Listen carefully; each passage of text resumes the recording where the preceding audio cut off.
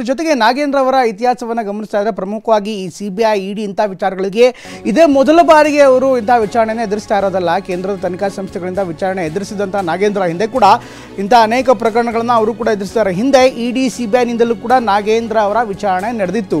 2011ರಲ್ಲಿ ಅಕ್ರಮ ಗಣಿ ಕೇಸ್ನಲ್ಲಿ ಜನಾರ್ದನ್ ರೆಡ್ಡಿ ಬಂಧನವಾದಂಥ ಸಂದರ್ಭದಲ್ಲೂ ಕೂಡ ನಾಗೇಂದ್ರ ಅವರನ್ನು ಕೂಡ ವಿಚಾರಣೆ ಮಾಡಲಾಗಿತ್ತು. ರೆಡ್ಡಿ ಜೊತೆ ಲೋಕ ವರದಿಯಲ್ಲಿ ನಾಗೇಂದ್ರ ಹೆಸರು ಕೂಡ ಉಲ್ಲೇಖ ಆಗಿತ್ತು. ಲೋಕಾಯುಕ್ತ ಒಂದು ವರದಿಯನ್ನು ಕೊಟ್ಟಿದ್ದರು 2011ರಲ್ಲಿ. ಆಗ ಲೋಕಾಯುಕ್ತ ವಿಚಾರಣೆಯನ್ನು ಕೂಡ ನಾಗೇಂದ್ರ ಎದುರಿಸಿದರು. ಹಾಗೆಯೇ ಬಳಿಕ ಈಗಲ್ ಟ್ರೇಡಿಂಗ್ ಮೈನಿಂಗ್ ಕಂಪ್ನಿಯಲ್ಲಿ ಅಕ್ರಮ ಆಗಿತ್ತು. ಅದಕ್ಕೆ ಸಂಬಂಧಪಟ್ಟಂತೆ ಅನೇಕ ತನಿಖೆಯನ್ನು ಎದುರಿಸಿದರು. ಬೇಲೆಕೆರೆ ಅದಿರು ನಾಪತ್ತೆ ಕೇಸ್ನಲ್ಲೂ ಕೂಡ ನಾಗೇಂದ್ರ ಅವರ ಹೆಸರು ಕೇಳಿಬಂದಿತ್ತು. ಅದಿರು ನಾಪತ್ತೆ ಕೇಸ್ನಲ್ಲೂ ನಾಗೇಂದ್ರ ಬಂಧನವಾಗಿತ್ತು. ಈ ಪ್ರಕರಣಕ್ಕೆ ಸಂಬಂಧಪಟ್ಟಂತೆ ಸಂಪೂರ್ಣವಾದಂಥ ತನಿಖೆ ಆಗಿನ ಕಾಲದಲ್ಲಿ ನಡೀತಾ ಇತ್ತು. ಇನ್ನೂ ಅನೇಕ ಕೇಸ್ಗಳು ಪೆಂಡಿಂಗ್ ಇದೆ, ಅಂದರೆ ಕೋರ್ಟ್ನಲ್ಲಿ ವಿಚಾರಣೆ ನಡೀತಾ ಇದೆ ಅನ್ನುವಂಥ ಮಾಹಿತಿ ಕೂಡ ಇದೆ. ಇದರ ಜೊತೆಗೆ ಇದೇ ಮೊದಲ ಬಾರಿಗಲ್ಲ, ಈಗ ವಾಲ್ಮೀಕಿ ನಿಗಮ ಹಗರಣ ಕೇಸ್ನಲ್ಲಿ ಇಡಿ ಪ್ರಕರಣ ನಡೀತಾ ಇದೆ. ಇಡಿ ಇಲಾಖೆ ತನಿಖೆ ನಡೀತಾ ಇದೆ. ಸಹಜವಾಗಿ ನಾಗೇಂದ್ರ ಅವರ ನಿವಾಸ ಸೇರಿದಂತೆ ಅವರ ಆಪ್ತರು, ಅವರ ಸಂಬಂಧಿಕರ ನಿವಾಸದ ಮೇಲೂ ಕೂಡ ದಾಳಿ ಆಗ್ತಾ ಇದೆ. ಆದರೆ ಕೇಂದ್ರದ ತನಿಖಾ ಸಂಸ್ಥೆಗಳಿಂದ ಮೊದಲ ಬಾರಿಗೆ ಇವರು ಇಂತಹ ವಿಚಾರಣೆ ಎದುರಿಸ್ತಾ ಇಲ್ಲ. ಹಿಂದೆ ಅದಿರು ನಾಪತ್ತೆ ಪ್ರಕರಣ ಸೇರಿದಂತೆ, ಬೇಲೆಕೆರೆ ಪ್ರಕರಣ ಸೇರಿದಂತೆ, ಮೈನಿಂಗ್ ಪ್ರಕರಣ ಸಂಬಂಧದಲ್ಲೂ ಕೂಡ ಇದೇ ರೀತಿಯಂಥ ತನಿಖೆಯನ್ನು ಎದುರಿಸಿದರು. ಇದರ ಜೊತೆಗೆ ಇನ್ನಷ್ಟು ವಿವರಗಳು ಕೂಡ ಬರ್ತಾ ಇದೆ. ಸದ್ಯ ವಾಲ್ಮೀಕಿ ನಿಗಮದ ಅಕ್ರಮ ಹಣ ವರ್ಗಾವಣೆ ಆರೋಪಕ್ಕೆ ಸಂಬಂಧಪಟ್ಟಂತೆ ಬರ್ತಾ ಇರುವಂಥ ವಿವರ, ಇಡಿ SIT ತನಿಖೆ ಎದುರಿಸ್ತಾ ಇರುವಂಥ ಮಾಜಿ ಸಚಿವ ನಾಗೇಂದ್ರ ಈಗಾಗಲೇ ಬಳ್ಳಾರಿಗೂ ರಾಜ್ಯ ಕೇಂದ್ರ ತನಿಖಾ ಸಂಸ್ಥೆಗಳಿಗೂ ಕೂಡ ನಂಟಿದೆ. ಇದನ್ನು ವಿವರವಾಗಿ ನಿಮಗೆ ಒಂದು ಸಾರಿ ಹೇಳಿದ್ರೆ, ಹಿಂದೆ ಬಳ್ಳಾರಿಯಲ್ಲಿ CBI, ED, IT, SIT, Lokayukta ತನಿಖೆ ಹೀಗೆ ಅನೇಕ ಸಾಲು ತನಿಖೆಗಳಾಗಿತ್ತು.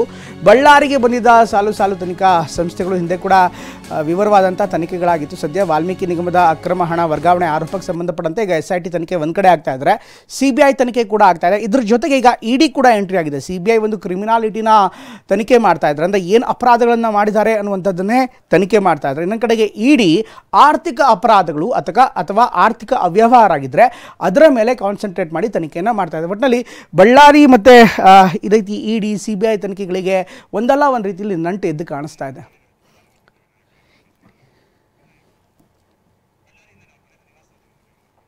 ರೈಟ್, ಈ ಬಗ್ಗೆ ಇನ್ನಷ್ಟು ಹೆಚ್ಚಿನ ಮಾಹಿತಿನ ನೀಡ್ತಾರೆ ನಮ್ಮ ಬಳ್ಳಾರಿ ಪ್ರತಿನಿಧಿ ವಿನಾಯಕ್. ಬಹುಶಃ ಇಡಿ ವಿಚಾರಣೆ ನೋಡ್ತಾ ಇದ್ರೆ ಇನ್ನಷ್ಟು ತೀವ್ರವಾಗುವಂಥ ಸಾಧ್ಯತೆ ಇರುತ್ತೆ. ಇವತ್ತಿನ ವಿಚಾರಣೆ ಬಗ್ಗೆ ಹೇಳೋದಾದರೆ ಈಗಾಗಲೇ ತನಿಖೆ ಯಾವ ನಿಟ್ಟಿನಲ್ಲಿ ಸಾಗ್ತಾ ಇದೆ ಬಳ್ಳಾರಿಯಲ್ಲಿ ಪ್ರಮುಖವಾಗಿ ವಿನಾಯಕ್?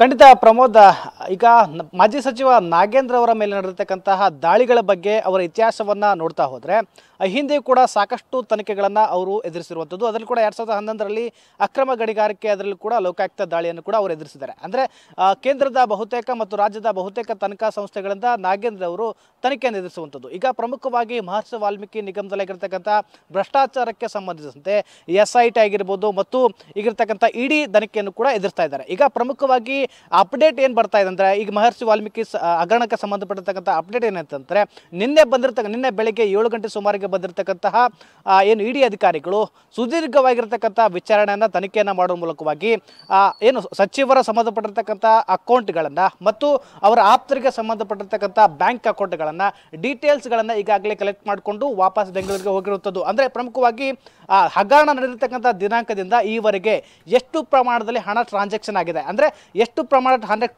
ಟ್ರಾನ್ಸಾಕ್ಷನ್ ಬಗ್ಗೆ ಸೇವಿಂಗ್ ಅಕೌಂಟಲ್ಲಿ ಅವರು ಹಣವನ್ನು ಟ್ರಾನ್ಸಾಕ್ಷನ್ ಮಾಡಿದಾರ ಅಥವಾ ಕರೆಂಟ್ ಅಕೌಂಟ್ಗಳಲ್ಲಿ ಅವರು ಹಣವನ್ನು ಟ್ರಾನ್ಸಾಕ್ಷನ್ ಮಾಡಿದಾರ ಅನ್ನೋದ್ರ ಬಗ್ಗೆ ಕೂಡ ಮಾಹಿತಿಯನ್ನು ಕಲೆ ಹಾಕಿರುವಂಥದ್ದು. ಅಂದರೆ ಪ್ರಮುಖವಾಗಿ ಈಗ ಹೈದರಾಬಾದ್ ಮೂಲದ ಒಂದು ಖಾಸಗಿ ಕಂಪ್ನಿಯಿಂದ ಏನು ಬಳ್ಳಾರಿಗೆ ಒಂದು 25 ಕೋಟಿ ಹಣ ಮದ್ಯದ ಅಂಗಡಿ ಮತ್ತು ಚಿನ್ನದ ಅಂಗಡಿ ಮಾಲೀಕರಿಗೆ ಏನು ಬಂದಿದೆಯಲ್ಲ, ಆ ಹಣವನ್ನು ಯಾವ ರೀತಿ ಡ್ರಾ ಮಾಡ್ಕೊಂಡಿದ್ದಾರೆ, ಆ ಡ್ರಾ ಮಾಡಿಕೊಂಡಿರ್ತಕ್ಕಂಥ ಹಣದಲ್ಲಿ ಯಾವ್ಯಾವ ರೀತಿ ಬಳಕೆಯನ್ನು ಮಾಡ್ಕೊಂಡಿದ್ದಾರೆ, ಅಂದರೆ ಇತ್ತೀಚೆಗೆ ನಾಗೇಂದ್ರ ಅವರ ಆಸ್ತಿಯ ಪ್ರಮಾಣ ಕೂಡ ಹೆಚ್ಚಾಗಿರುವಂಥದ್ದು ಅನ್ನೋ ಸಂಖ್ಯೆ ಕೂಡ ಬಂದಿರುವಂಥದ್ದು.